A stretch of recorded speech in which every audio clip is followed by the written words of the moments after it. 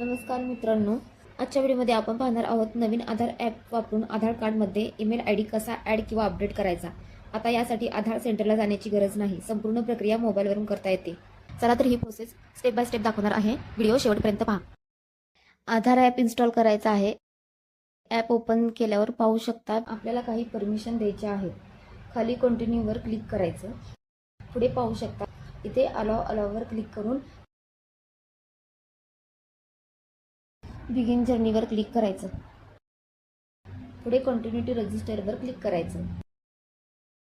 खाली enter your आधार नंबरवर click करायचं।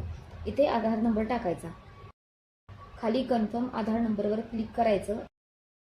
इथे टर्म आणि कंडिशन आहेत, खाली स्क्रोल करायचं आणि बॉक्सवर क्लिक करून कंटिन्यूवर क्लिक करायचं। त्यानंतर सिलेक्ट सिमवर क्लिक करायचं आणि कंटिन्यू टू सेंड SMS वर क्लिक करायचं। SMS सेंड केल्यावर मोबाईल नंबर व्हेरीफाय होईल।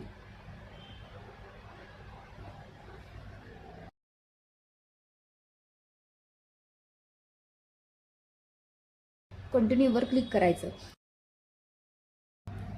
त्यानंतर स्टार्ट फेस ऑथेंटिकेशनवर क्लिक करायचं। चेहरा सर्कलमध्ये ठेवायचा आणि डोळे उघडझाप करायचे। ऑथेंटिकेशन पूर्ण झाल्यावर कंटिन्यूवर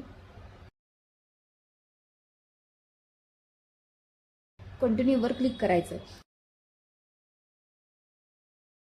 आता कंटिन्यू टू सेट पिनवर क्लिक करायचं। इथे 6 अंकी पिन टाकायचा आणि पुन्हा एकदा टाकायचा आणि कन्फर्म पिनवर क्लिक करायचं। इथे बायोमेट्रिक चालू करायचं असेल तर अलाउ परमिशनवर क्लिक करा किंवा यूज ओनली पिनवर क्लिक करा।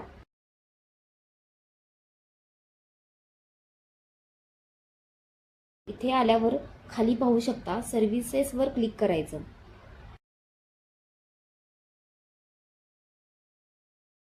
आता इथे पाहू शकता ईमेल ॲड अपडेट ही सर्व्हिस 31/12/26 पर्यंत फ्री असणार आहे। आता या ऑप्शनवर क्लिक करा। इथे पाहू शकता Aadhaar linked email address link नाही, प्रोसेसिंग टाइम 15 दिवस आहे। प्रोसेसिंग फी आहे 0। स्टेप्स आहेत verify current mobile number, verify new email with OTP आणि फेस ऑथेंटिकेशन। खाली कंटिन्यू टू अपडेट ईमेल आयडीवर क्लिक करायचं। खाली कंटिन्यू टू मोबाईल OTP वर क्लिक करा। इथे तुमच्या आधारशी लिंक असलेल्या मोबाईल नंबरवर OTP आला असेल तो इथे टाकायचा आणि कंटिन्यूवर क्लिक करायचं। इथे तुमचा ईमेल आयडी टाका आणि सेंड OTP वर क्लिक करा।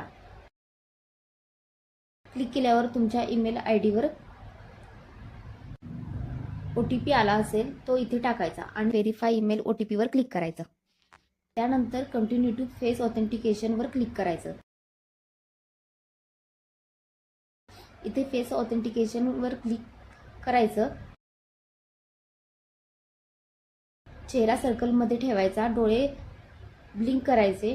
त्यानंतर फेस ऑथेंटिकेशन पूर्ण होईल। त्यानंतर सबमिट रिक्वेस्टवर क्लिक करायचं।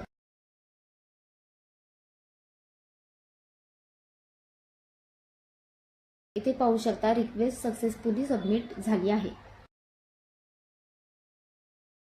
नंतर माहिती सबमिट करा। रिक्वेस्ट यशस्वी झाल्यावर तुम्हाला एक्नॉलेजमेंट किंवा SRN मिळेल, त्याद्वारे तुम्ही अपडेट स्टेटस देखील तपासू शकता।